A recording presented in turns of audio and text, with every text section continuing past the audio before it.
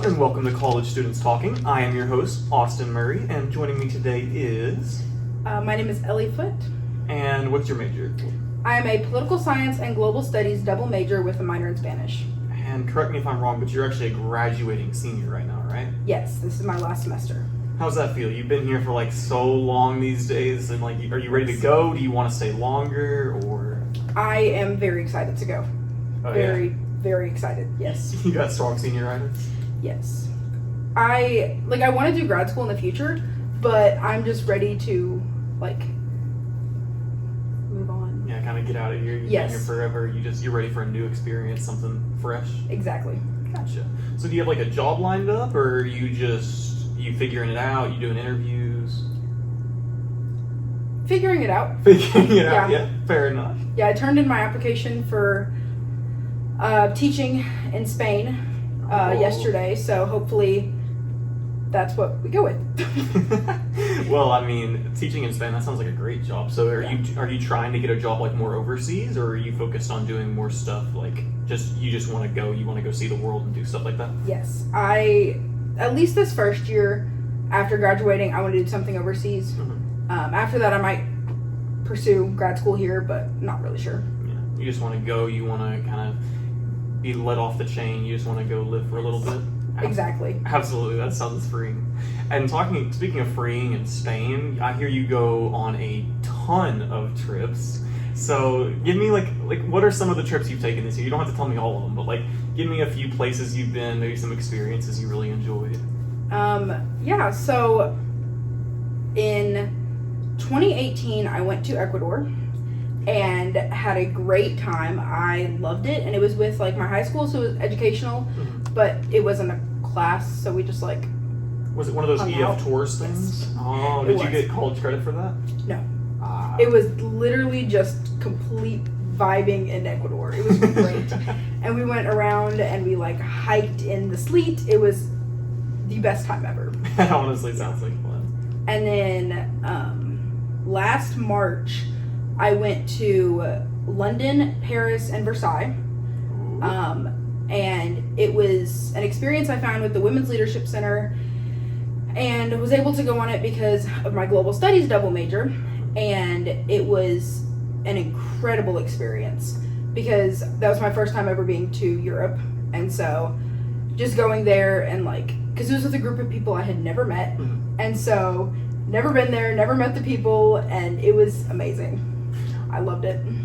Okay, so my friend, he's been to all over Europe, and I actually have a trip planned to Europe just in here, I guess next month. I'm going to be going to Italy. Yeah. So how'd you find it? Like you said, you went to London, you went to France. Did you saw the Eiffel Tower? Yes. Did you see Big Ben? Yes, we did. What'd you think about the Eiffel Tower? Was it in person? Was it as magnificent as everybody talks about? Was it like the movies, or was it just kind of like? It was really cool. It was definitely like the movies. We took a ride through the water, Mhm. the little river that's right next to the Eiffel Tower and the Louvre, and saw it at night. The first night we were there, and so we saw it light up and the reflection in the water up next to the Louvre, and it was incredible. Oh, that sounds incredible. Did you actually end up going in the Louvre? That one's a funny story. I did for 45 minutes, except our ticket system got messed up, Mhm. and I went with 2 other students from A-State and then 2 students from a California school, and we went to Disneyland Paris instead of going in the Louvre. So we were there for a couple minutes, and then we were like, you know what? We don't know when we're getting our tickets to go in, so we just went to Disneyland. Yeah. Great time. Highly recommend. I love art museums, so I don't know. I don't know if I would have made that same decision. I think I might have gone in and seen the Van Goghs and stuff. But I mean, hey, when in Paris, right? Go to Disneyland. You know we have a Disneyland here. It's a lot cheaper in Paris, by the way. Oh, okay. Oh yeah, everything in Yes. Europe is cheaper. So if you go on a cruise here, it's a minimum of $800 per person per whatever. And if you go on a cruise in Europe, it's $200. So it's a fourth of Yeah. the price there. And I think a lot of stuff is that way. Mhm. How do you feel about the people in Paris? I've heard that people there are a little bit more independent, I think is the word I'm going to choose to use. Yes. So whenever we were in London, everybody was super nice. It was all very like fast paced, and so like that's what we went into.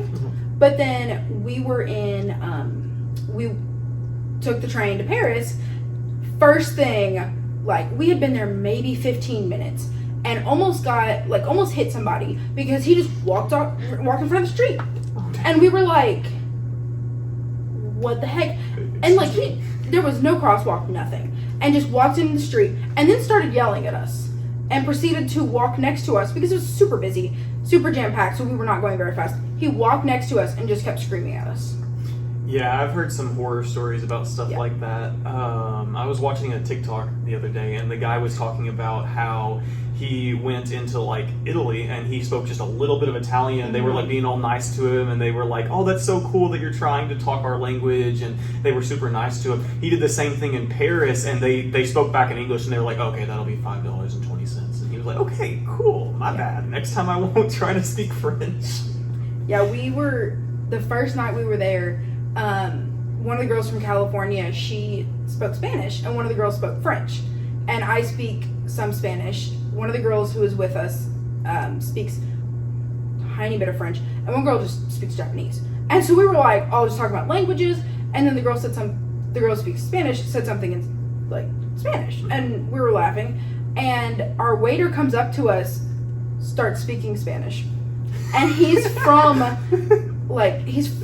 El Salvador, and so like we just started having an entire conversation in Spanish with him. And so it's really cool that so many people are from so many different areas, but it was definitely like. For the record, I would like to point out that our camera woman's jaw hit the floor when El Salvador was mentioned, since that is where she is from. Period! Yes. But yeah, no, I that's one of the cool things about Europe, right? Is like everybody goes there. It's like this huge amalgamation of cultures and this huge just mesh. And I want to see so much more of Europe. I'm so excited to go to Italy. Like it is definitely up there. So we've heard about some Europe. We've heard about some Ecuador. Yes. Where else have you gone? Have you done a lot of like United States travel? Have you gone anywhere else like Canada or something like that? I have not been to Canada yet, Okay. and I'm hoping to go to Mexico for the World Cup. Whenever there's World Cup games in Mexico, I really, really hope I can go.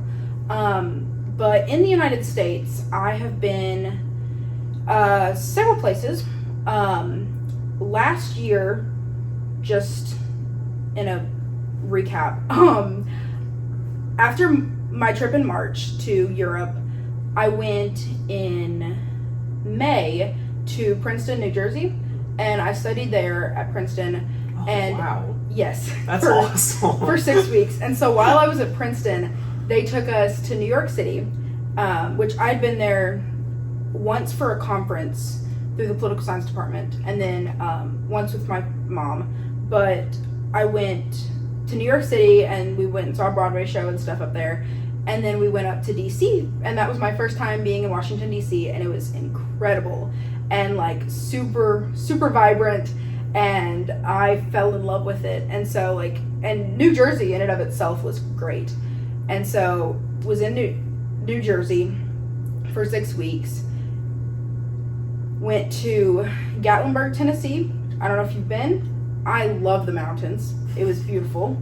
I haven't been to Gatlinburg, but I have been to Washington and New York. Yes. Like DC, not Washington State, but DC. I've been there. Did you get to go to the National Gallery of Art? Oh, dang, you missed out. That was. I'm the wrong person. I heard. You said you went to Yeah. Disneyland instead of the Louvre, but the National Gallery of Art. If you like art at all, that is such a beautiful place. You can walk through there. I've spent like hours in there just walking through, and that was like what made me like art museums. I didn't like them before that. I went there, and they have every genre of art. You can just walk through and just stare for hours, and if you find a painting you like, you can just get lost in it just staring. That's awesome. It really, I absolutely loved that experience. But I mean, kind of just the point of this is if you guys want to travel, we're about to talk more about how you can travel. But these are just some of our experiences that we've had traveling, and some of the things we're excited about our future travels. And so these are things that, like, obviously Ellie's traveled a lot, and now she wants to go work in another country, in Spain, for a little bit. It didn't make her want to stay here more. It made her want to go experience even more cultures and live there and talk to those people. So it's definitely a great opportunity if you can travel, and we're going to start talking about more ways to actually travel. So obviously traveling's expensive. Yes. It is very expensive, with plane tickets, with hotels. Even though things are cheaper in Europe, that 3,000 flight there kind of makes it a little bit more iffy though it is cheaper there. So do you like do any budgeting or anything like that before you do a trip? Do you like make a budget, that kind of thing? It definitely depends on what kind of trip I'm going on, because if it's in the United States or if it's abroad, it's very different budgeting processes. Oh yeah, absolutely. So for the United States, I try and budget a lot more, which sounds really stupid. Counterintuitive, yeah. Yes. But I budget a lot more when I'm in the US, because I do know that, like, getting around is so much more expensive. But, like, abroad, it's a much different story. So you actually budget less when you're going overseas than when you're staying here in Yes. Interesting. I definitely would not have expected that. I thought it would be the opposite. Because, like, me, like, I'm going to Europe and I'm being really careful. I'm making sure I'm taking everything I need, because there's so much that goes into that. You lose your passport, like, that's such a big deal. And we'll talk more about that when we get to the travel insurance. But I can't believe that, like, when you're in the United States, that's when you budget. Because, like, I just, I went on a trip recently to LA. I didn't really budget for that, because I was just thinking, okay, I'm going to spend a few $100s there. I'll try to limit myself as much as I can, and I'll just try not to spend too much. But, like, if I'm going to, like, Europe or something, that's where I know it's going to be a lot heavier on the cost side. Los Angeles is expensive. Los Angeles is expensive. Yeah, so I went to Houston for a concert to see Bad Bunny, and whenever I went, it was like, okay, I need to know how much money it's going to be for gas, how much money it's going to be for the hotel, how much money I plan on spending on food, because, like, Houston can get very expensive. Whenever I went to go see Lizzo, same exact thing. It was, how am I getting there? Am I staying with my friend in Tampa? Like, how much is the concert ticket? Like, how much is all this stuff? Down to, like, every penny, because I know I can plan for that. And, like, I am a lot more familiar with the United States, and so it's like, I will say, the Frontier baggage fee, did not see that one coming. Pro tip, please, dear God, look up and see if your carry-on is a baggage fee. So yeah, that's definitely going to be one of those things that we want to mention, is there are a lot of hidden things. When you travel, there's things that you just kind of look over, you don't think about it. Baggage fees for planes are always something you should check, because if you are 1 pound over that weight limit for your free bag, then they will charge you, and it will not be cheap. If you don't realize that you can only have one carry-on and one overhead, and you bring, even if it's a connected bag, if it is a second bag, they will not let you take it unless it can fit inside of the other one. So make sure, depending on where you're traveling and what kind of airfare you're taking, make sure you look up that particular airline's policies. That's definitely a big one. And we'll talk a little bit more about that when we get to travel insurance here in a minute. But let's move in real quick to how students can actually go about traveling. So obviously, I think I have some experience doing, like, a conference and stuff like that, working with clubs. But I think you have more experience, like, working with the grants and that kind of thing. So tell me some of the different methods you've used to get either free trips or mostly covered trips. Yeah. So I will say I went to the student conference on U.S. affairs through the political science department, and that one was completely covered because it was a conference fee. Tomorrow, actually, I am going to the Model United Nations conference in St. Louis, and that one is completely covered for all the fees. And just trips like that, like, it's completely covered. And I will say, I flew, we love long layovers. I flew to New York City, and then to Chicago, and then to Washington, D.C. for a couple hours apiece. But it was a 3-day trip, and the University of Chicago paid for it all. So that was another one that, like, it was a reimbursement process, but they paid for everything. And so I've gotten stuff like that paid for just by like reading the fine print and just seeing like if those opportunities are available. But I think one of the Yes. things to note with that is you're talking about specifically either research or organizational ties for Yes. these ones, right? So how Ellie's talking about how she did those is she got involved with organizations Mhm. and those organizations gave her these opportunities. So one of the things is if you are a college student, go get involved, talk to your Yes. professors. If you're part of organizations, see if they do trips and what you have to do to be a part of those. So for instance, here in the College of Business, our biggest organization is FBLA. Up in, I think it's June, we're going to be going to Atlanta, and we're going to be taking probably 20 or 30 students with us, and it will be completely free. We'll even pay for some of their food, not all of it because the College of Business is paying and they're giving us a set budget, but you're probably going to get like $100 in your pocket for your expenses. The hotels are paid for, the travel is paid for, and Ellie said that she did hers through the political science department, and if you get involved in research, going to research conferences, your colleges will almost always pay for that as well. And like she said, it is a reimbursement thing, so you may have to cover some costs out of your own pocket, and then you just give the receipts to the college, and the college will pay you back. So go get involved, go talk to people, and that's one way you can get free trips. And are you about to talk about like grants and stuff? yes, so I also am doing my capstone for my my global studies double major. And the initial plan was I was going to do my capstone research and go over my research and do that in Qatar through the Middle East Studies Grant to talk about the economic and political impacts of global sporting events on a country, like the World Cup and like the Olympics. But due to me not being in Qatar and able to talk to professors over there, I opted to go to Morocco. So hopefully this summer I will be studying in Morocco for 3 months and learning Arabic. And so, yes. That's a fancy. Yes. I'm learning it now. It's really interesting. I love it so far, but very interesting. What's the base for that language?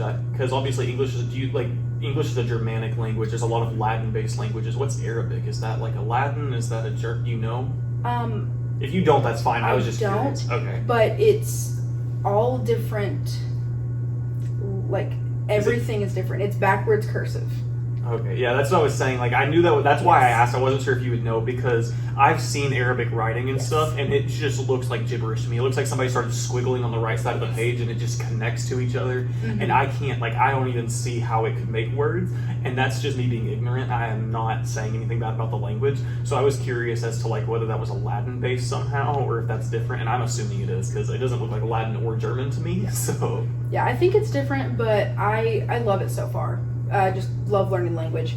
But that one was what I applied for is through the Middle East Studies Grant, and so that will be fully funded through that grant if it is accepted, which I'm very hopeful it is. And then there's also different grants on campus, like the Honors Experience Grant through the Honors College, which helps pay for I think any on-campus trip or through the campus. Abroad or domestic, and then there's a $500 travel grant that you're able to apply for through international programs, and there's the Student Leaders Conference or Student Leaders Trip through the Leadership Center, and that one they have sponsorships available, and that one just came back after COVID, and so that they'll pay about $2,000 of a $4,000 trip. So that one covers half of it, which is really great. And so kind of the idea with all of that is that there are opportunities. So if you want to travel, me and Ellie, we both traveled through organizations. We both traveled through our research. But also you have to apply for grants too. So I said that the College of Business paid for my trip to LA. That is true, but it wasn't just the College of Business. She talked about the Honors Experience Grant. I got that. So the Honors Experience, or the Honors College, gave me $500 to offset the costs. And then on top of that, the College of Business paid the difference. So if you want to find these grants, these are all available online. So even if you're not an Arkansas State University student, go online and look up your college and look up travel grants or stuff like that. Or, for instance, Arkansas State has a portal. You go there and it literally has every grant you can apply for listed. You just have to scroll through and find the one you want. There are some that say faculty only. There are some that say student only. You just have to go in and you have to apply for them. And these are things that are made so you can go travel and do things and use these experiences. I mean, Ellie just gave you 10 examples of times she's used all of these things. Yeah. So they're obviously, they work. They are a great opportunity for students who know how to use them to take advantage of those and go travel, and they will cover a lot of that. But now that we've talked about traveling, let's talk about what if something goes wrong. We're going to talk about traveler's insurance. Have you ever bought traveler's insurance? Technically no. Technically, no. Because my trip to Ecuador and my trip to London and Paris were through EF Tours. So EF Tours does cover travel insurance. But I have researched it a lot recently for my trip to Morocco. Fingers crossed. Yes. So just kind of for the people at home who maybe don't know what traveler's insurance is, basically traveler's insurance exists to minimize the financial risk that you take when you travel. So anytime you travel, you have to put a bag, if you're taking an airplane, you take that bag and you hand it to somebody, and that person throws it onto a line. Somebody else picks it up off that line and throws it onto a cart. Somebody picks it up off that cart, throws it onto a conveyor belt, and then somebody else picks it up inside of the plane and tosses it into a stack of luggage. So if you're counting, that was like 6 or 7 throws, and that was one way. Then it has to get off the plane. If you have a layover, it gets on another plane. And so that's going to happen. Your bag's going to be tossed around about 15 times. And just to give you an example, when I was in LA, my friend, her bag got broken, and she, no joke, had to ask to borrow duct tape from our hotel, and they just wrapped it in duct tape. Like, they just looped and looped and looped. And they had, it was so redneck. It was hilarious. I was like, this is the most redneck thing in all of LA, I guarantee you. But it was just wrapped in duct tape because it wouldn't close. And that was her second bag that Delta has actually destroyed in the last 2 months, because she's been on 2 trips, and both times Delta broke her bag. So Delta is not really reliable for that. Like, when you sign your thing, you say, hey, look, I'm giving you my bag and you're going to give it back to me, not necessarily in the same condition. But one of the things that traveler's insurance covers is that baggage claim. So that's just one of the things that it can cover. I'm going to go ahead and just give a short list. This is not everything it can cover, but these are just some of the things. So there's trip cancellation and interruption coverage, and whatever is covered is different based on the plan. But like, COVID isn't always covered, but sometimes it is. So say you get COVID like a week before your trip, and you obviously can't go. They're not going to let you on the plane with a positive COVID test. That trip's canceled, and if you paid $1,000 for that plane ticket, you're out that $1,000.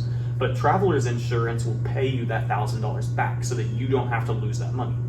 There's also trip delay coverage. So say your trip gets moved, or say you get like stuck in a country or something like that, that will actually pay for the hotel rooms, the change fees for your flights, stuff like that. There's medical coverage, and I have a great example for this one. Dr. Tu was in Mexico, and he had some medical stuff happen, and he had to stay there a few extra days, and he had to go and he had to be in a hotel, and he had to be in a hospital for a little bit, and I think he ended up flying back later. But like, you have to have your passport, you have to have all this stuff. If you don't already have that on you, those expenses are going to be really expensive. And one thing I want to note with the medical specifically is, if you have medical health insurance, I would check and see if that is useful in that country, because maybe the medical coverage from your traveler's insurance is unnecessary because your health insurance still applies. But health insurance doesn't apply in every country. So that's just something to note. There's death coverage, so say something really bad happens to you while you're over there, get the body back, stuff like that. That's really morbid, I know, but that is just one of the things that is covered by traveler's insurance. There's the baggage coverage we talked about earlier. There's rental car coverage. So if you've ever rented a car, that stuff gets expensive. Traveler's insurance will cover your rental fees. So that could be a really good way to save money, because you can be spending thousands of dollars on your car when you're over there. So that's a really important one. There's change coverage. So say you have to change airlines, you have to change cruise ships, something like that. Political evacuation coverage. So if you're going to a more risky country, somewhere where there might be a political uprising, there's a lot of political turmoil at the time, then obviously they'll pay to get you out of there when that happens.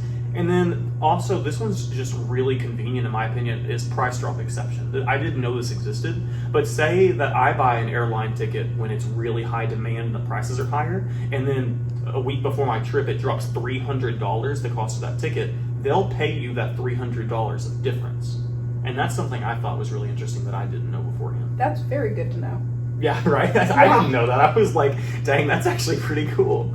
So, obviously, travel insurance isn't going to be right for everyone. If you're going on a trip and it's a short trip, you're maybe staying in the United States, you're not taking a lot of expensive stuff with you, maybe you don't need it, it's really probably not going to be that necessary. But say you're going on a long trip in Europe, it's definitely going to be really beneficial. Say you're going somewhere a little bit more risky, I would absolutely recommend getting travel insurance. And then also, it just kind of depends on you as a person. Are you a big worrier? Like are you like worried about every little detail?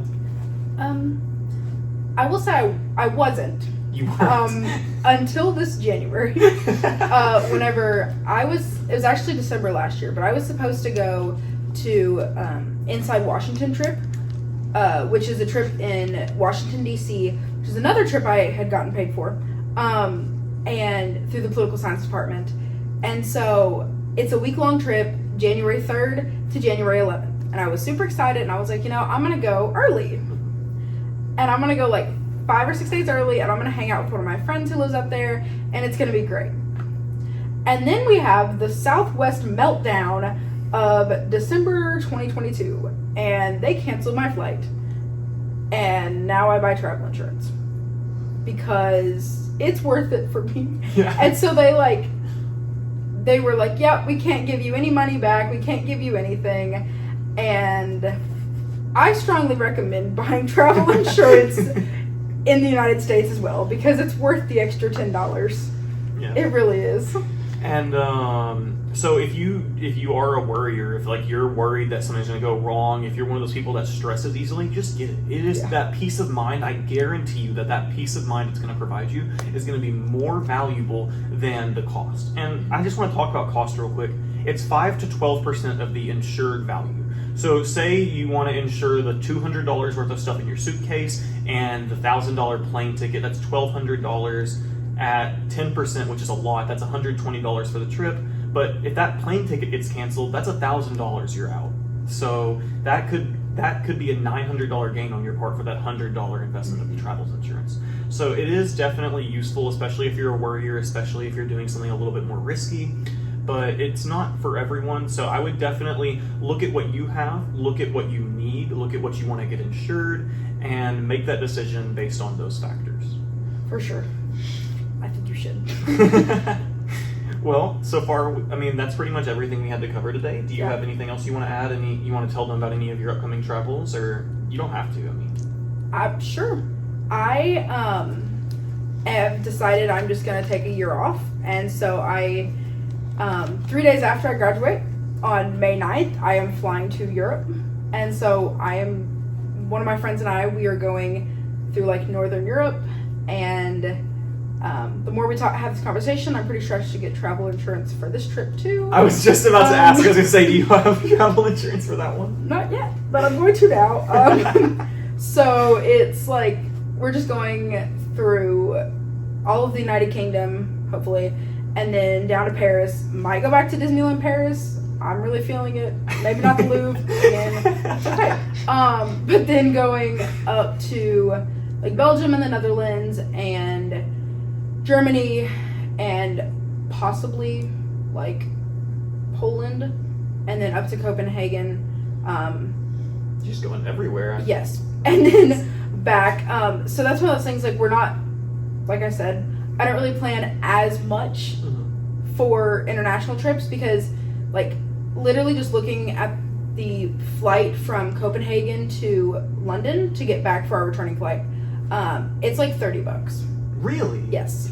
How? $30. Is there like a trick? Are we like lying? Are we putting in some discount code I need to know about? Like, how are we getting $30 international flights? Because that's ridiculous. So, I use, hear me out, Cheapo Airs to get like a foundation. Southwest, if you're flying United States, it has its own, like, it's not on there. So you have to check Southwest separately. But now I don't like Southwest anymore, so you just don't need to check anyways. But Skyscanner is a good one. There's Kayak. There's all these different ones. And just literally check every single thing you can think of, because it'll show you like, oh, if you fly Frontier here and Spirit back, it's the cheapest. But I have found very cheap flights that way. And so, like, I'm going round trip to London for 3 weeks for like $670 with flight insurance. And so, That's awesome. yeah. And then coming back for 4 days, and then hopefully going to Morocco for 3 months, which I'm super, super excited for. And we're going to like Casablanca and Fez and Tangier. I'm sorry if I mispronounced any of these. Marrakesh, and like going all around in Morocco. And we're going to go to the Sahara. So I'm super, super excited. And then I'll be back for the month of September. But hear me out. I'm pretty sure Hong Kong has their whole like free flight thing. I don't know if you've heard about that. I have not. But like Hong Kong was saying that they're going to give out 500,000 free flights to promote tourism. So I am strongly considering for the entire month of September going to Hong Kong just for fun.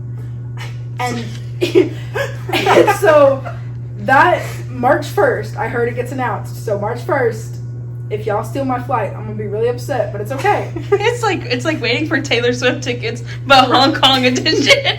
Correct. But they're free flights. So everything else when you get there is not free.